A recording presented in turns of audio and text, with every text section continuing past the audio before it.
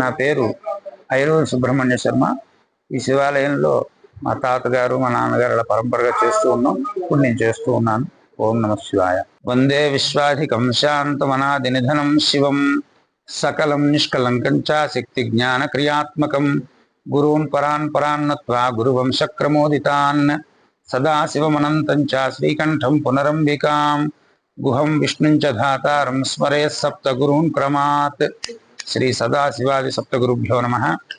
శ్రీ అన్నపూర్ణ సమేత కాశీ విశ్వేశ్వర స్వామి వారి ఆలయం, శ్రీ ఉమారామలింగేశ్వర స్వామి వారి ఆలయం భద్రాచలం. ఈ రెండు ఆలయాలు కూడా అతి ప్రాచీనమైనటువంటి ఆలయాలు. ఈ ఆలయాలు శ్రీ భద్రాచల శ్రీ సీతారామచంద్ర స్వామి వారికి అనుబంధాలయాలు. మాఘమాసంలో వచ్చేటటువంటి మాస శివరాత్రిని మహాశివరాత్రిగా చెప్పుకుంటాం.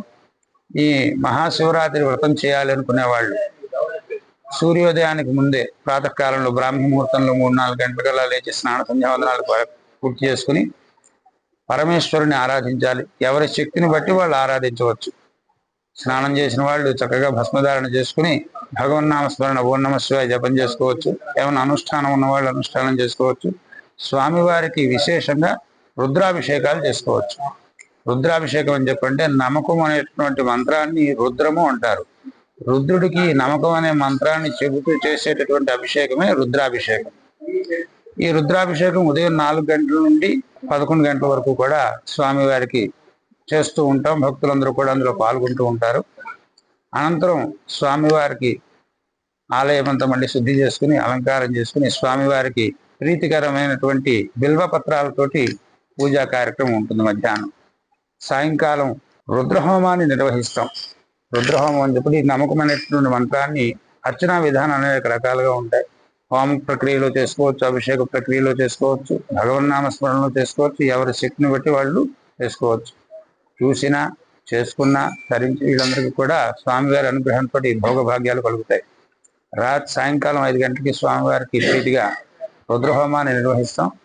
అనంతరం భక్తులందరూ కూడా దర్శనాలు జరుగుతూ ఉంటాయి.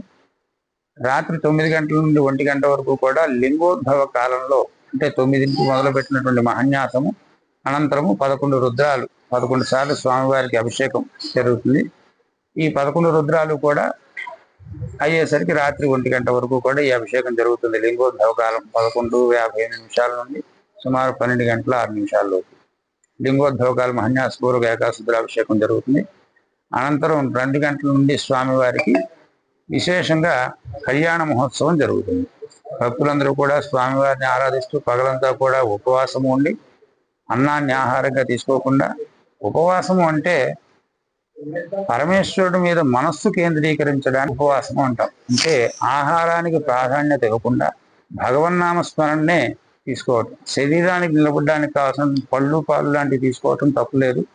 అన్నం తీసుకోకుండా ఉంటే చాలు. ఆ విధంగా ఉపవాసం ఉండి స్వామివారి జాగరణ రాత్రి కళ్యాణ మహోత్సవం అవుతుంది. తెల్లవారే వరకు కూడా నిద్రపోకుండా భగవన్నామస్మరణ చేసుకుంటూ శివరాత్రి కార్యక్రమం వ్రతంలో పాల్గొని స్వామివారి అనుగ్రహంతో ఆయురారోగ్య భోగభాగ్యాలు పొందాలని కోరుకుంటూ ఓం నమః శివాయ.